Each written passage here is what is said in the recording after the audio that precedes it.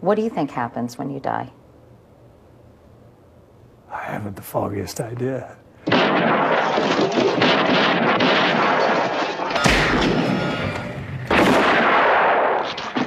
Generally, when Clint Eastwood wants you dead, you're dead.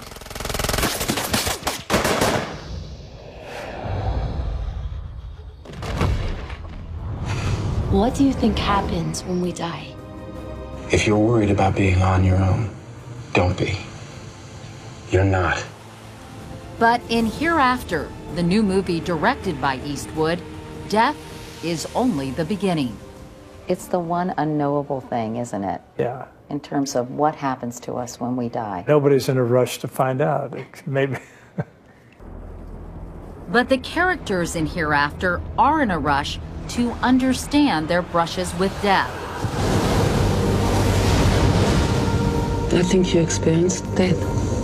There's the woman who has a near-death experience during the 2004 tsunami. The boy desperately trying to reach out to his twin who's been killed. I recognize you. You're that psychic. I have news for you. I don't do it anymore. Then there's the psychic played by Matt Damon, haunted by his ability to communicate with the dead. Please, I want to talk to my baby. I can't help you. I don't do that. I don't do it. Please. I'm optimistic that there's a point to all this, and that the decisions we make here really matter. And so I want to live my life here that way. And if the light switch just goes off, then it goes off, and I'll be none the wiser. I think everybody is curious about the hereafter, because even as a young kid, if you go to Sunday school or if you're part of some organized religion, you always believe that it's a hereafter, and if you're really good, you get to stay there around forever. You get mortality or something. That's the pivotal question of existence, I think, is whether we live after we die. If anyone has spent a lot of time pondering the afterlife, it's Raymond Moody. You're kind of the go-to guy for near-death experiences now. Well, it appears to be. Dr. Moody, psychiatrist and philosopher, has been collecting thousands of first-person accounts of near-death experiences for 4 decades, putting them in books and even a movie. I was scared to death, but I was already dead. So just, yeah. In fact, he coined the term near-death experience. What exactly is that? Well, Katie, all over the world we found out that many people who are brought to the brink of death and resuscitated come back and tell us a very similar story of leaving their physical bodies. And I felt myself pop out of the body.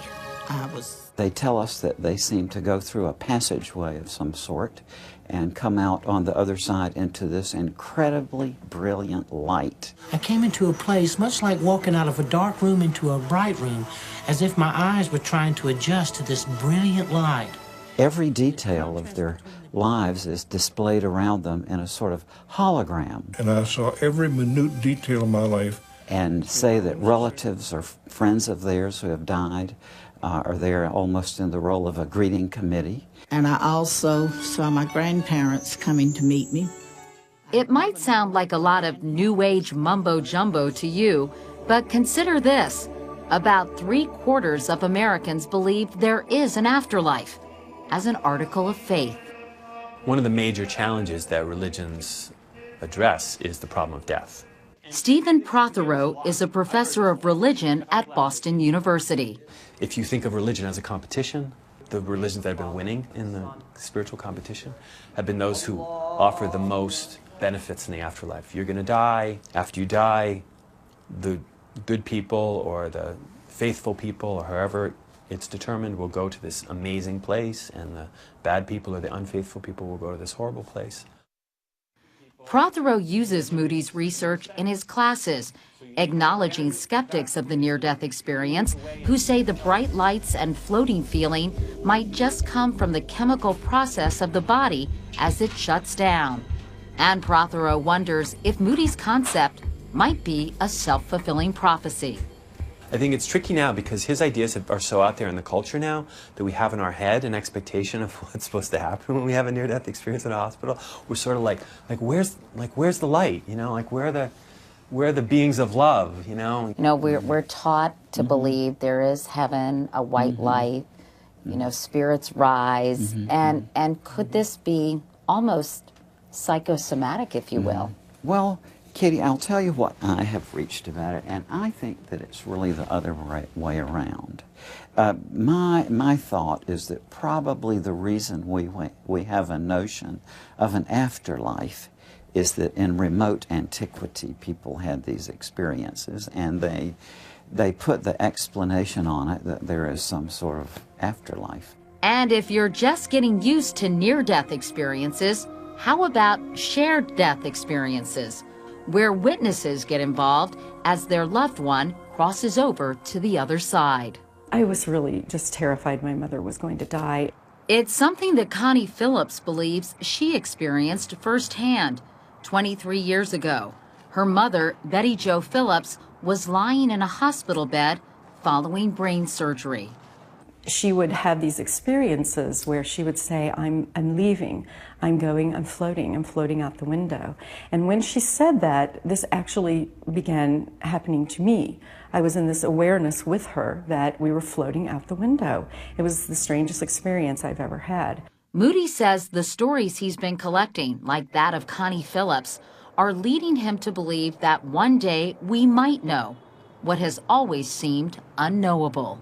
I am going through a stage in my life right now where I'm really beginning to think, my goodness, there does seem to be something to this, but it's still, we're just here at the very beginning of researching this. We haven't even scratched the surface yet. You really think that one day we'll be able to know? I wouldn't say it's impossible. Really? And I think that it may be, yes. But until that day comes, despair not. There's a new way to achieve immortality, at least digital immortality. Hi, I'm Don. I hope all is well.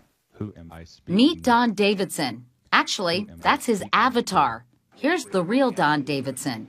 He's the CEO and chief talking head of Intellitar, which just came alive online this month.